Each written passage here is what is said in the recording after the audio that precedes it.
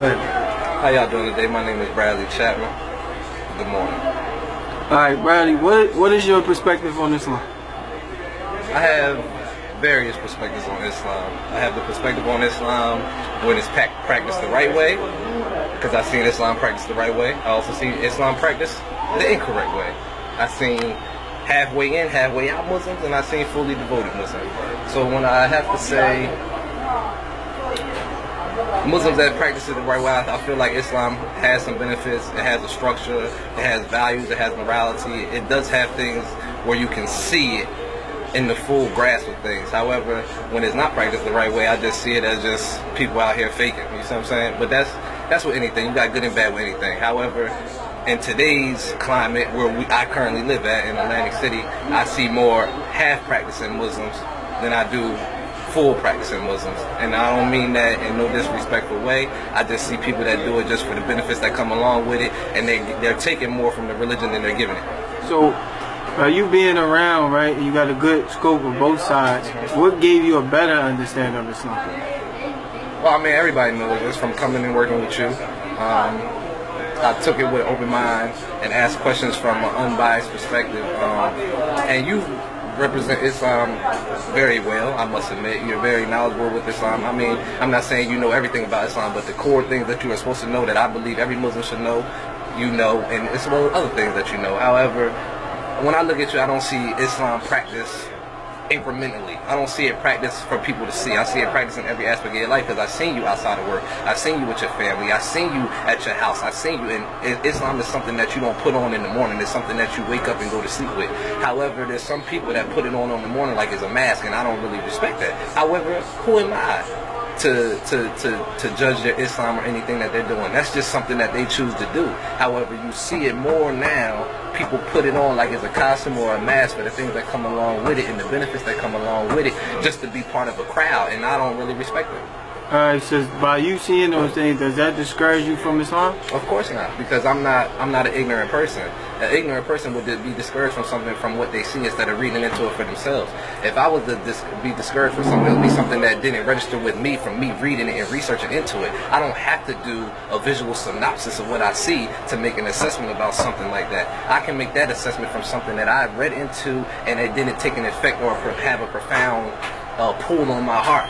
That's why I feel, back to what I said about certain Muslims that you see, I don't feel like they have really been changed and it has really grasped their heart yet. I think they just professed it with their mouth, and they have never really taken into consideration in the fullness of what Islam is supposed to be. It's an outward expression of an internal change that never took place. I want to say Orthodox Christianity. We grew up Christian, a very, very Christian environment. My grandma was a reverend. My aunt, which is her sister, is a reverend who has her own church. My uncle is the minister of music in his church. My aunt is the lead soloist. So it's like, this is how I was raised. So like when you're given something, you don't really look into it. This is just how you're raised. So I automatically fell in line with the belief system. So I never really had no doubts or anything, because I never had any conflicting reports. You see what I'm saying? So Lance was by far the first Muslim I ever had a conversation with. Like, even when I came across him, I never really got into no in-depth conversations with any Muslim before.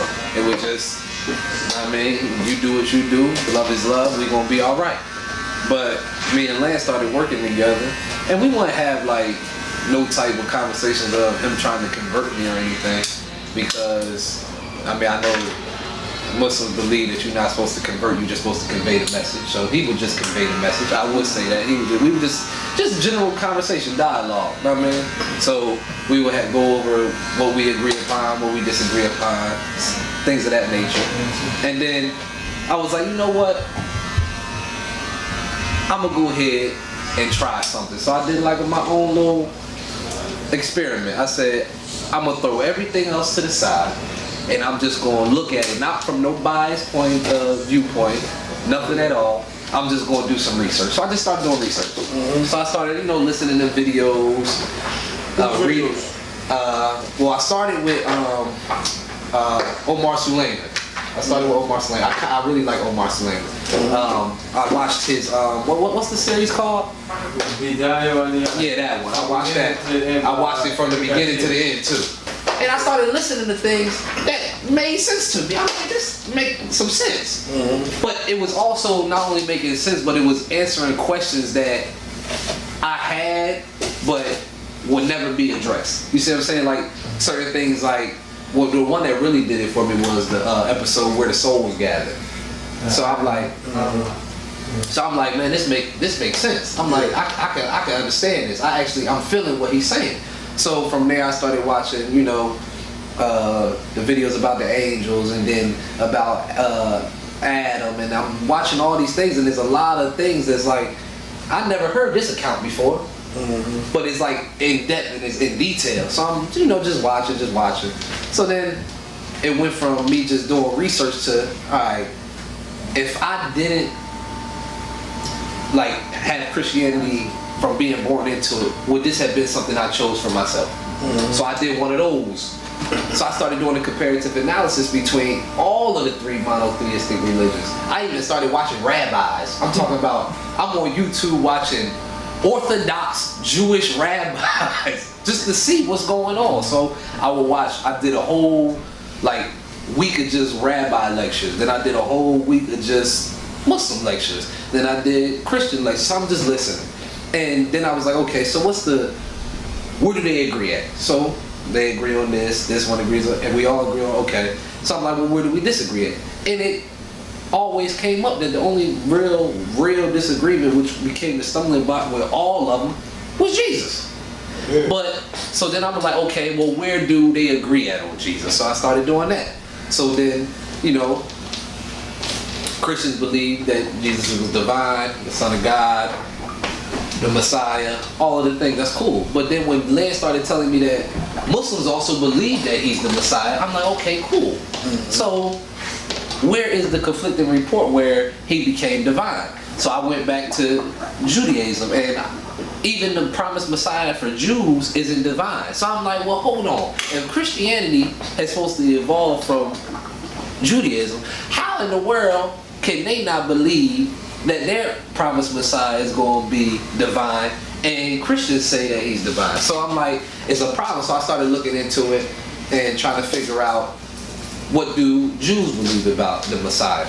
And so I'm listening to all this, and then Lance is telling me like, yeah, that's what Jesus is supposed to do. He is supposed to come back. So I'm like, well, hold on, time out. I never heard a Muslim tell me that Jesus was supposed to come back. So I'm starting to listen, and I'm like, okay, so it's making sense. So it was kind of like the gap in between the two was filled with the bridge of Islam. So I'm like, alright, now I came to the point where I'm like, okay, now I'm at a crossroads. I'm like, my whole life I believe this one thing. I'm talking about to the core. And now it's shaking. So I'm like, what do I do? So I had a whole couple weeks and some change where I didn't do anything. I'm like, you know what? Maybe I'm just not going to be a Christian no more, but I ain't going to pick nothing else. I'm just going to believe in God. That's what I'm going to do. But then I'm like, yo, I'm spiritual. Yeah, bro, I'm trying to tell you, because I'm like, enough is enough, and I don't know what to do. I'm like, I was stuck. So I'm like, so I went through that whole thing, that period where I'm like, you know, I'm just going to believe in God, and when that day come, I'm just going to plead my case. This is what it is. I got stuck, and I ain't know which way to go. So, but then I'm like, you know what? Maybe Islam is, I mean, what I have been getting prepared for and guided to. So I'm like, all right. But then here comes the part that's scary. I don't speak nothing but English. Islam is in Arabic. So now I gotta learn a whole new language. I got to get on. I'm already a disciplined person, but Islam, it forces discipline upon you. Like, you have to have a disciplined lifestyle. So I'm like, man, now I got to change this, and I got to change this, and my wife's not Muslim, so now I got to deal with the backlash of this, and my whole life is about to change. So I'm not even thinking, am I going to do this? It's how am I going to do this? How am I going to do this? How am I going to make this transition into Islam? So I'm like, alright. I started having conversations in my head on how I was going to come up with it. I'm like, yo, you laughing, I'm so serious. I'm like, man, what am I going to do? How my family going to react? But then I come to work one day, and I tell Lance, was like, so you ready yet? And I'm like, Lance, I don't know what I'm ready for right now. I said, all I know is I love God and I want to live right. So he was like, well, you'll be there soon enough. Inshallah, he threw that in there. So I'm like, all right. I'm like, that's cool. So I got to the point where I wasn't even thinking about it for a while. I'm talking about, I used to just wake up in the morning, I used to pray like, man, whatever you got for me, please just lead me on the right path. That's all I'm asking. I don't know what to do. I don't know where to turn. But just please lead me on the right path. So that whole, I let it go. I ain't say nothing else about it. Me and Lance didn't have conversations for like, I can't, like almost 2 weeks. We just let it go. You know what I mean? So then one particular day I'm laying in the bed and I'm reading. And it was just after Numan Ali Khan. I watched a video on Numan Ali Khan, and I'm watching the video and I'm like, alright, there's no more time for me to keep playing around. I think I gotta make a decision. Like, and then it just so happened that in my suggested videos, another Omar Suleiman video pops up, and it's the historical life account of Jesus. So he doesn't do the theological account, he does history. So he's breaking down the history of the life of Jesus, and I'm like, wow. So now I'm like, okay, now it's no more what I believe. Like, that's totally shaken. You know what I mean? That's out the window. That's gone. But now it's like, how do, like, it's kind of like muscle memory. You believe something for so long that even if you don't profess it anymore, subconsciously it automatically manifests because it's in you, it's innate in you. So I'm like, man, I used to tell Lance, like, even though I kind of want to be Muslim, I feel like I'm going to be the worst Muslim ever. I ain't going to know how to pray. I ain't going to know what to say.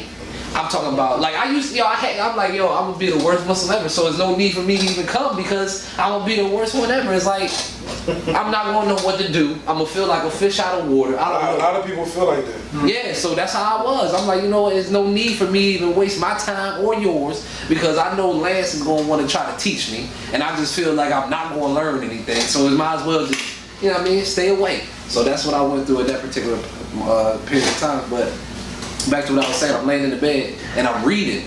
So I'm reading, what was the text message you sent me? With the ayah? Yeah. Isn't it time that you... Bruh, and I don't know what happened, it just felt like my prayer was answered at that moment. Cause as soon as I finished reading that, it felt like my prayer was answered, and I just felt like this overwhelming sense like it's time.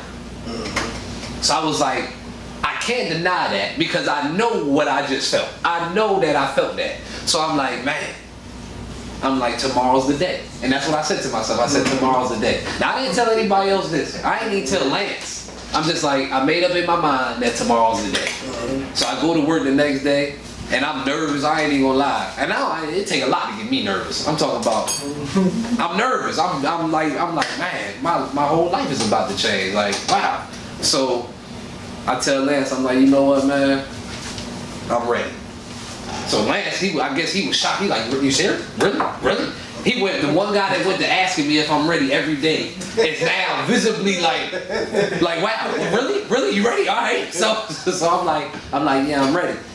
So I'm like, whatever it's gonna be, it's gonna be. All I know is I'm gonna give it an honest effort. That's all I just made up in my mind that I'm gonna try. Yeah. That's it. So I told him I was ready. We sat down, and a lot of people wanted to be there. So everybody wanted to come over, and I took my shahada at that particular moment.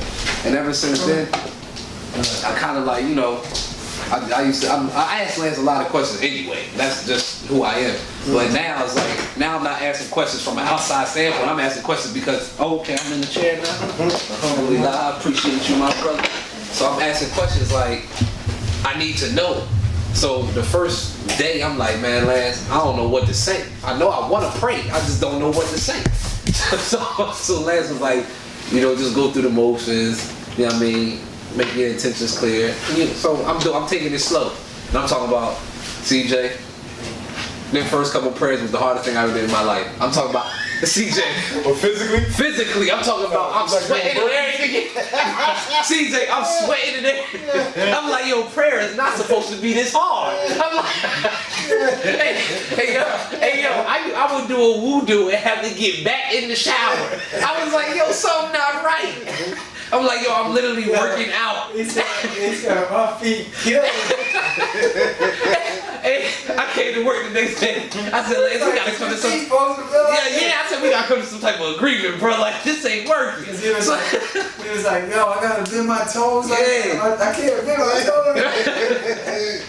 Yo, it's this, yo, CJ, I'm trying to take, but I'm trying. I'm talking about, I'm literally trying. So I'm like, Lance. I said, this not working. I gotta do something else. So he's like, nah, it's gonna be alright, man. You'll get used to it. I'm like, alright, man, whatever. So I started listening to the Al-Fatiha videos, and I'm trying to learn because I just didn't want to be standing there the whole time. Yeah. But I do know that I'm working out. I'm like, okay, this is a lot different than what I'm used to.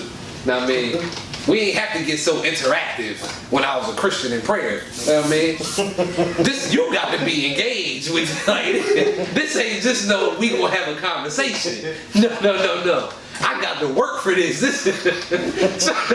So that's what I was going through. And then after like the first week, it kind of got easier. I ain't gonna say it's easy, but it got easier. Like my ankles don't hurt no more. Yeah.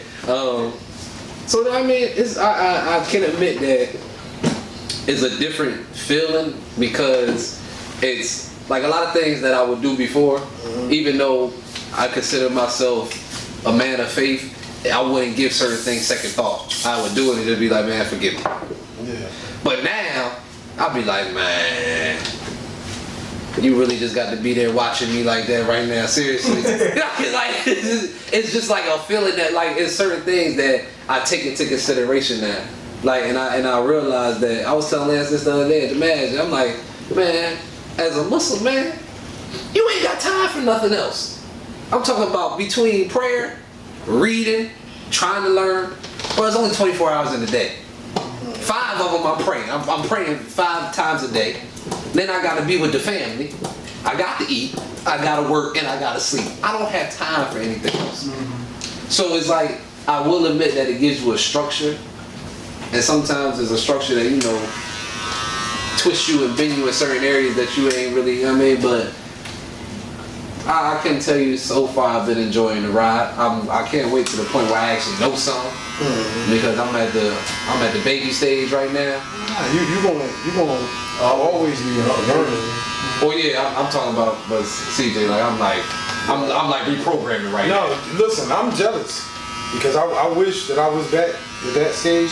Like back then, like right now, you still got the good innocent heart, right? All the people I know have corrupted my heart. You sound just like him. He said the same thing. Because, look, when I first took Shahada, right? The first time I went to the masjid, because I didn't go to the masjid a lot in the beginning. Okay. So I didn't have nobody helping me. Like, yeah, I ain't going either. That's like the same thing too. Yeah, like in the beginning, I went and I had one bad experience at the masjid. Okay. So somebody sent me to go get a book. They told me to go get Sahih Muslim from this bookstore.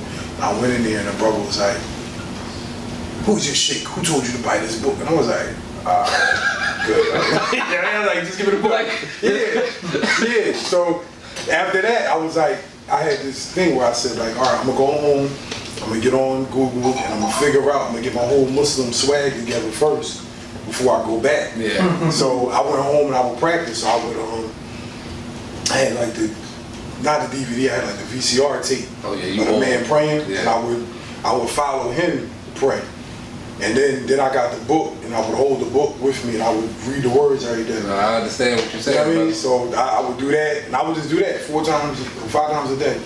And instead of going to the masjid and just praying in congregation, because I was scared. So then one day, there was a barber that worked with me, who, he was Muslim. He had just came back to the barbershop, Brother Hadi. And then he was telling me, he said, what masjid you go? It was like Juma. And I was like, I don't go. And he was like, why not? I had one issue.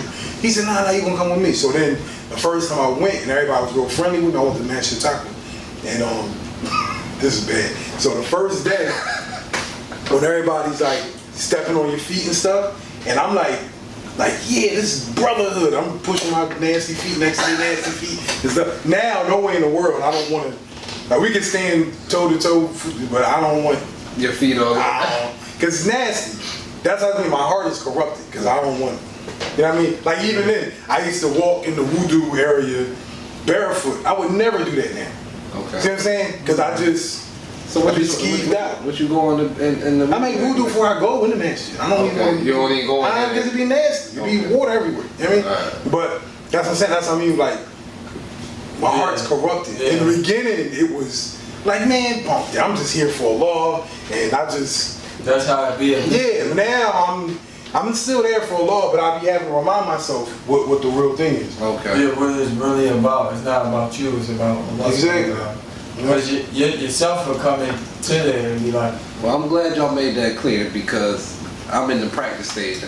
I'm still practicing. I'm But trying, see, I'm trying to get my the steps difference right. is between CJ and myself is that we didn't have Yeah, we ain't had that person there. Yeah. All right. So how did you get? You know, like, cause he said that you Maliki. So how did you find that particular? All right, here's what happened, right? Once I got in, I didn't have anybody showing me ropes. They just say, yeah, just pray, just you Muslim, and then that's what the older people would say. And a lot of them, they don't, not that they are bad, the older brothers, they just Muslim. They just, oh man, just follow the Quran, read the Hadith, do this. It wasn't until I got an actual rule book until I met him. So he's Hanafi. So first I was Hanafi. Okay. But it's not like you're picking a method. Yeah. You just follow the method of whoever's teaching you. I did hear See what I'm that. saying? Now, but what happened? He's teaching me on one end, and then I'm learning from other people because I'm going to like 3 different masjids. Okay. But at the time, you know, I mean, he's just like a novice, like I am. He's just a better novice than me. You know what I mean? And so when I'm cross-checking everything he's teaching me with other people, they're like, no, don't do that. Do it like this. And now I'm confused. Okay. You see what I'm saying? So I went through this period of confusion, and then one day, this is like in 2005, I meet Ameen. So when Ameen first come home from jail, and I went to the master one day, I went to go meet Wally. And then Wally's sitting on the carpet with Ameen, and he was like, hey, I'm doing classes with this brother, and you know, why don't you come? And I said, all right, cool. And I sat down, and I asked him, I said, you know, I need help or whatever. And he said, by this time I got like 5 years in. So Okay. he said, recite Al-Fatiha for me. And I'm thinking I know the Fatiha, like, all right, cool. I mean, alhamdulillah, you know, and he's like, oh, that's jacked. Come on, we're gonna run it over. I'm like, what you mean? Like, no, I just learned the ABCs over or something, you know what I mean? Yeah. I'm like, nah, I got that. And he was like, nah, you gotta learn it correctly. And that's when I started learning about Tajweed. And, Okay. and then, so in the beginning, so I guess I'm Hanafi, then I end up Shafi because I'm learning from him. Okay. And he's Shafi. And then later when I met my friends in Philly, Hanif and Khalil and Ahmed and them, and then they're all Maliki. And I got introduced to the Maliki method through them and another friend of mine, Bilal, because he's Maliki. And that's how, once I started learning fiqh, then I ended up choosing. Okay. You know what I mean? But the you know, the thing is, like, I had all these different people in my ear saying, no, you should do this, don't do that. The thing is this, the method thing isn't, it don't matter which one you pick. You just should have one. Yeah. You know what I'm saying? You just should have one so you have a rule book. The thing is, when I was learning Hanafi fiqh and then I met Ameen, this what made me be okay with dealing with Ameen. When I first met Ameen, he never said, oh, don't go talk to Khalil and them. Yeah. Where every other place I go, like, they said, don't deal with them niggas at the masjid, at the Dawah Center, because they Sufis and they be flipping around in the dark and they be chanting. Kind of like when you get a new barber. Who cut your hair? Yeah. Don't you go. And that's one of the reasons why I try my best not to blast other barbers. Like if I meet, sometimes people come in here and they hair be all jacked up. And I might know it. If I know the person I'm comfortable, I might tease him. But most of the time I'm not going to tease him because, you know, I don't want nobody to go back to that barber and say something bad. Or I don't want the person in the chair to think that I'm arrogant. Because every barber does that. And it's the same thing in the same. So, like, that's why I felt comfortable going with them because when people told me not to go there, I'm naturally going to go. You tell me don't go do something, I'm like, oh, I'm going to go find out why. You know what I mean? But when I met Ameen, he never said, oh, the Dawah Center, they nuts. He said, no, what they doing is correct. But they're Hanafi and I'm Shafi. We're just all out of Sunnah. And once he explained it to me, I said, oh, this makes sense. Okay. And it's only the people that's telling me not to do, don't do this, don't do that. That's when I said, oh, don't listen to them niggas. Yeah. You know what I'm saying? But it's, bro, like, I went through that stage where I used to be like, trying to find identity and all that. Man, I don't even, like, your identity of who you is, that's who you always gonna be. You know what I mean? But, you know, how you worship Allah and how you know, remember Quran and you recite Quran, that's the stuff that you're gonna learn and that's gonna help you. The other stuff, you don't gotta dress a certain way, you don't have to talk a certain way, you don't gotta learn phrases. Right. You know, it's no different than when you was Christian. You just have a structured religion. You have to correct things in there. There's definitely structured. I will say that. It's cool though. I will admit it is good. And it is structured. Here's the thing. You're going to learn this too. If you want the structure, because there's a lot of people that don't even use the structure. Okay. One, they don't know it. Two, some of them know it and they don't follow it. You know what I mean? So, you know, it's one of them things, like, I'm kind of how you are. Like, if I learn truth, I'm going to submit to truth. Yeah. You know what I mean? So when I was looking for I wasn't really looking for religion, but what You gonna do Shahada Clippers, you pulled the gold ones out. no, it's He pulled the new Shahada Clippers out. I ain't even tripping. quiet joints. Yeah, but like when I learned this saying, I was in the 6th grade, and I was in Catholic school when I got introduced to this thing, and then I went from 6th grade to 12th grade learning, like just going back and forth, asking people stuff. Okay. I didn't take my Shahada until I was like 18, 19, and I only did that. The only reason I actually decided like I'm gonna go be a Muslim now is because I had a baby on the way, and I didn't want to raise my son in all the mess I was in. Okay. But how did your family and all that take everything once you told them? So my dad, he was like, oh, that's what's up, man. First question he asked, how your wife feel about it? My mom, first question she asked was, so how many wives you gonna get? I said, what in the world? I said, well, why is that the first question that you asked? Guess what she told me? She said, well, if anybody know you. I said, Mom, that's a shame.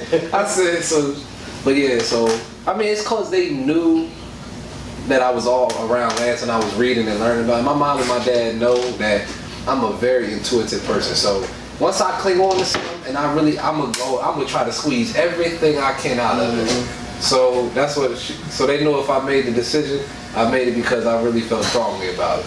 So, and they know I'm kind of like stubborn. They know I'm just not gonna let nobody force me anything. So. And what about your wife? Yeah, she ain't happy. She won't happy at all. No? Yeah, I'm talking about she ain't talked to me for like 36 hours. Wow. Yeah. She's against the same? No, she just, her main thing is, first thing she said was, I ain't with that second wife stuff. So everybody keep telling me this. Mm-hmm. Yeah. So, word.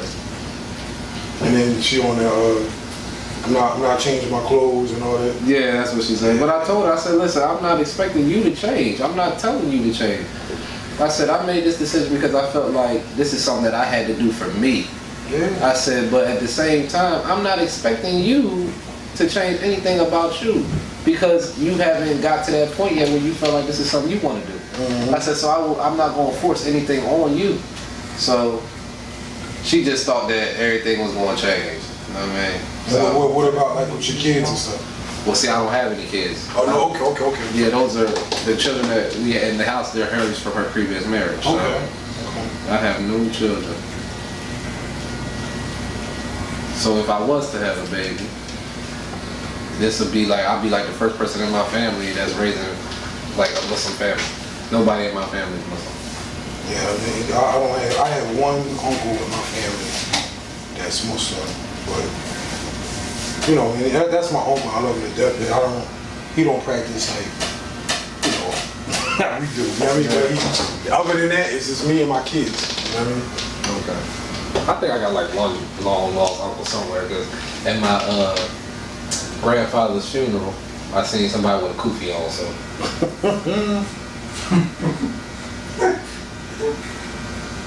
Nah, this is a good thing though, because if you do everything, you know, I mean, Allah knows best, but you might get to a point where everybody in your family follow you. Yeah. You know what I mean? Yeah, that's what I was saying. You're right. Cause that was 3 years. What? Right? Yeah, three years of conversation. We're talking about this has been a long road. That's why if anybody know me, they know that it's been a long, thought out decision.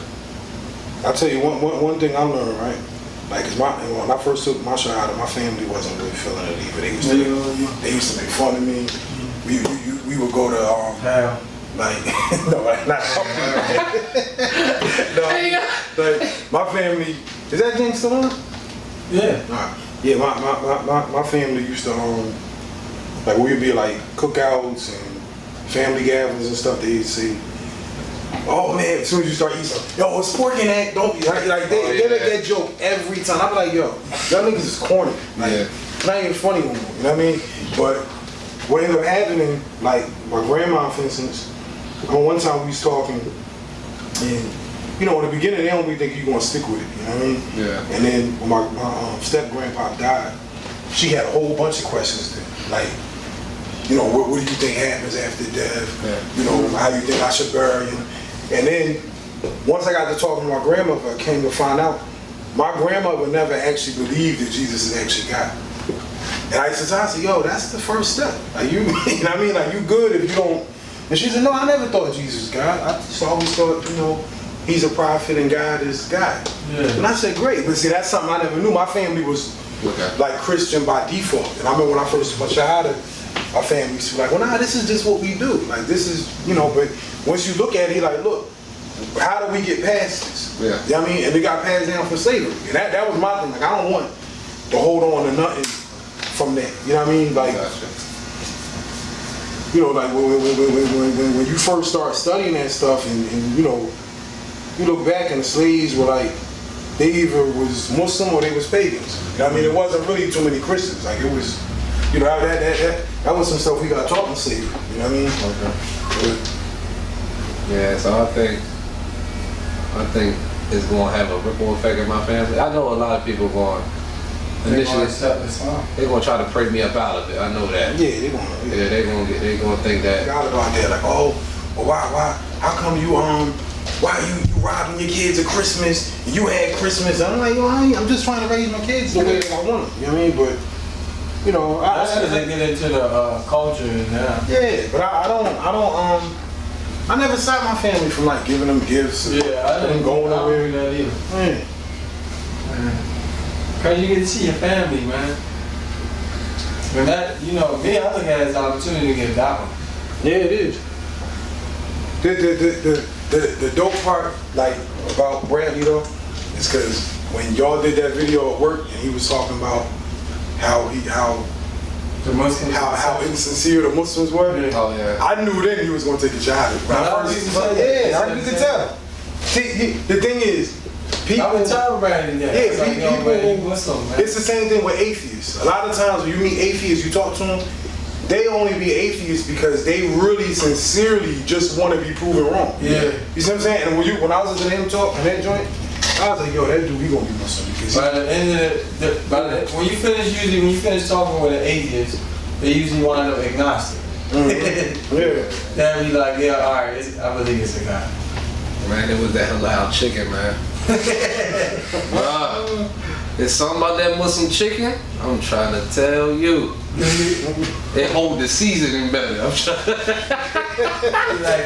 Yeah, bro. Yo, the meat tastes different. I'm telling you. You see that? I'm starting 5, baby. You see that?